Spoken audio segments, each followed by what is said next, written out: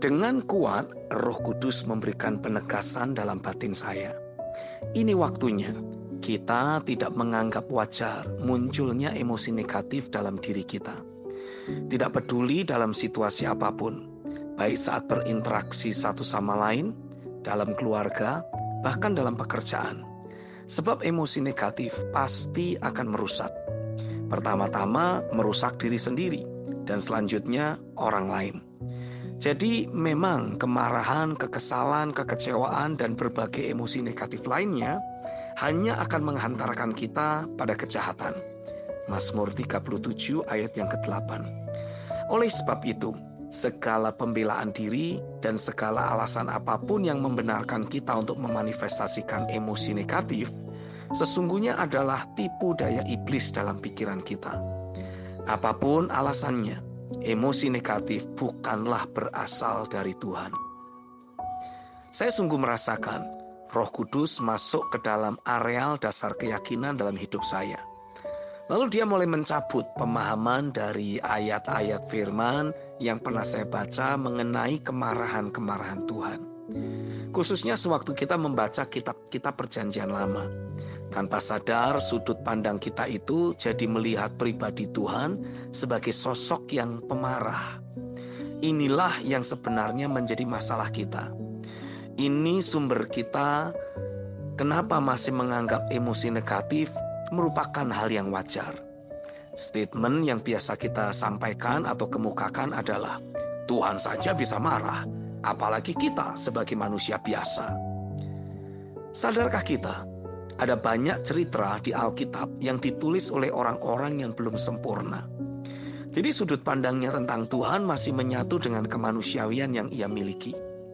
Alhasil penggambaran tentang Tuhan juga menjadi bercampur dengan emosi negatif si penulis yang memang sedang menghadapi situasi serta keadaan dan juga orang-orang yang penuh dengan masalah atau pemberontakan. Tapi bukan berarti kita jadi menolak Alkitab atau menganggap apa yang tertulis itu salah.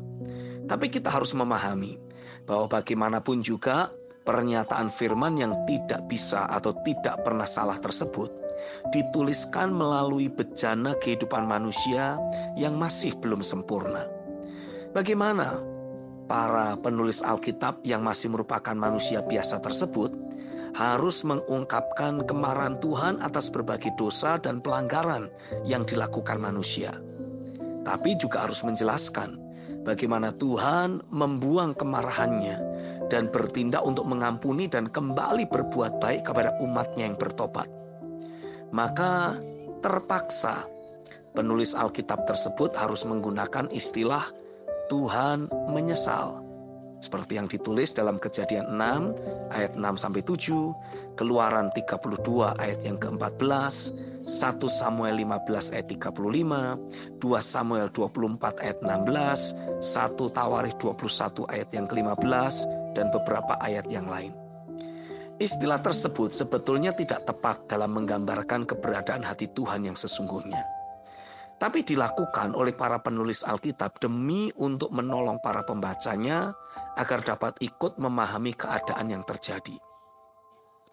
Roh Kudus juga membongkar alasan yang mengendap dalam pikiran saya mengenai Yesus juga pernah marah saat di bait Allah. Ini alasan yang sering kita pakai untuk membenarkan emosi negatif dalam diri kita. Tidak boleh lagi kita memakai alasan tersebut. Sekali lagi, kita harus memahami dengan tepat.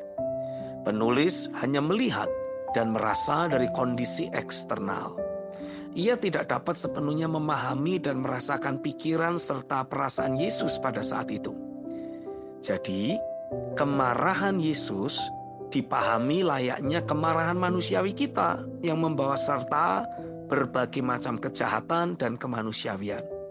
Jelas sekali, firman Tuhan berkata bahwa Yesus waktu jadi manusia tidak berbuat dosa.